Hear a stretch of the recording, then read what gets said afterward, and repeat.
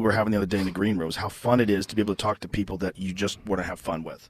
Just like comics. You can say anything to them. Everyone's laughing. Everyone's shitting on everybody. We're all cracking up. And it's all with love. And that's our baseline normal. So if you get the people that are used to what we have as baseline normal and you put them in some stuffy office environment, it's going to be a real problem for us. We're going to feel like super constrained and we're going to feel like shit. And people who see it a lot of times think you're being mean to each other. And it's like, no, you have an understanding that like this is how we... Tough crowd. It's like sparring with somebody. Yes. It's not hurting them. Right. It's you're throwing punches at a person who's also throwing them back at you. Yeah, Tough Crowd was a great example. Yeah. Keith Robinson's had 2 strokes. And I went and watched him. His special is fucking amazing. He shot a Netflix special. It's so good. And it was really great.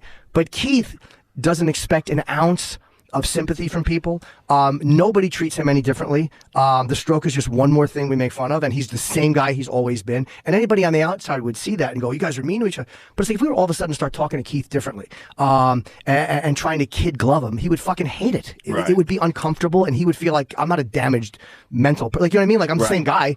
So yeah, people see that sometimes. They don't understand that we really do love each other. Like we're just being dicks because that's what makes us laugh. Yeah, and it's also the way we feed off each other. We spar, and it gets everybody better too. Like when someone shits on you with a really good zinger, and you go, oh, you get home, you're like, God damn, he got me a good one. Yeah. How did I gotta write better lines. I gotta come up with some better lines. I gotta come up with some more funny things to say about him. Let me think what's fucked up about the way he dresses, the way he talks, and you know what annoys me about you. And then you're going out, and they're both smiling. Yeah. Everyone's smiling. Everyone's laughing. And but it keeps you honest too. Like Colin is really good at that. Like we'll be at the cellar sometimes and I'll say something that I think makes sense. And he'll go, what are you, my fucking aunt? And I'm like, oh God, he's right. Like it was an aunt thing that I said. Yeah. You can either get annoyed at it or you can just acknowledge like, wow, that really was kind of a douchey old lady thing I just said. Yeah. And just take it. Well, also, even if it wasn't, the fact that someone can make fun of it, you should think that's funny. Even though that's not what I meant. But that is funny. Yeah, he's annoying when he calls you out in front of people who aren't comics. He's done that to me too, this fucking asshole in Whole Foods one time. Somebody said something, like the cashier said something. I go, oh, no worries. And he goes, does it annoy you that he's talking like an Australian tour guide? And she laughs at me and fucking shut up. Because it's embarrassing because she like if he said it to another comic, I wouldn't care. Right. But if this is just some fucking lady who really thought it was funny, and obviously I did sound like that, but you know, it kind of just it makes you almost hyper aware of everything you say. Right. And that's our baseline normal. Yeah. Yeah. But I can't function with that. I can't be in a relationship with someone who isn't like that, who doesn't appreciate that. I just it's not fun. It's not fun, and if you always have to watch what you're saying, or you're always worried I'm going to upset them by being too harsh, or they're too fragile. You know, now imagine that same sort of philosophy, that same mindset, and then you apply it to work. So work, when you have to work somewhere, most of the time you don't get to choose the people you work with. You work with the people who also work at the place you work, and then you have to deal with all these fucking bullshit sensitivities that they might be bringing to the table. Yeah, and there's also a penalty in those situations where if you say something people don't like, they go to human resources, which nothing destroys fun like fucking human resources. Especially when their job is only to make sure the company doesn't get sued. Yep, that's it. Yeah, it's all that lawsuits. That really is.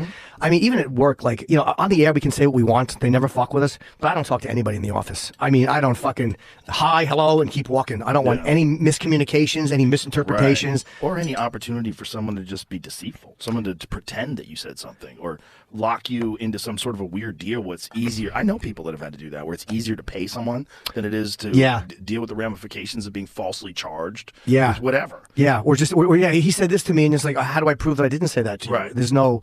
There's people that make money suing companies, too. It's a real good way to go. I got sued. I mean, it's why I have E&O insurance, because I got fucking sued for $500,000. It was that fucking for defamation, because I shit on that lawyer on the air when he called in. He was like the guy's right activist, and he called up, and I insulted him for an hour, and I implied that he fucked chickens. Like, it was funny. And I remember saying, like, he sued me for defamation, and I remember saying, this guy wants to kill me, but he can't, so he's getting me legally. Because we met once. He thought I wanted to settle with him because he amended his complaint. He said that I was having people send him anthrax or white powder implying it was anthrax. It was fucking crazy. So I had to meet in my lawyer's office just to tell him, like, dude, that's insane. I thought, like, as two people. Right. But he thought I was going to settle. So we shook hands and met, and he was just like a little fishy, weird guy. And then he just continued to sue me, and it finally went away. I had a great lawyer.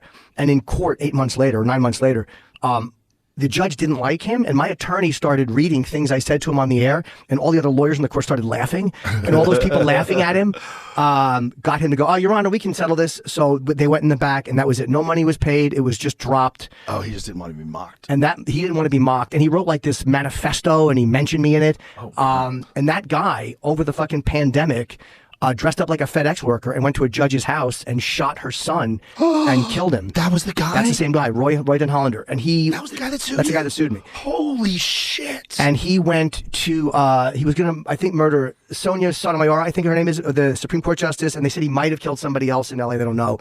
But yeah, he was going to shoot her, and her son answered the door. Holy shit. Yeah, dude. but I knew that guy. It was more than a lawsuit because he had challenged me to a duel. I didn't say on the air. He goes, "Do you want to go to South America and have a duel?" Like it was really bizarre that he chose one of those 10 paces things. Yes, like it was so nuts. Whoa. And then he started wanting to come back in studio and fight us. He's like, it'll just be me against the 3 hosts fighting. All these crazy messages. Oh my god. But I knew I can't believe that was the guy. I never knew that. That's the guy. Yeah. So that, like, when that type of shit happens, it's like, it does change you a little bit. You're like, wow, that guy was right. That guy literally wanted to murder me. It wasn't me being crazy or paranoid. And most people, when I heard he had cancer, like they said he had like incurable stage 4 cancer, and then he wound up doing that, and then he just blew his brains out, shot himself. Oh wow. Yeah. So they never got him.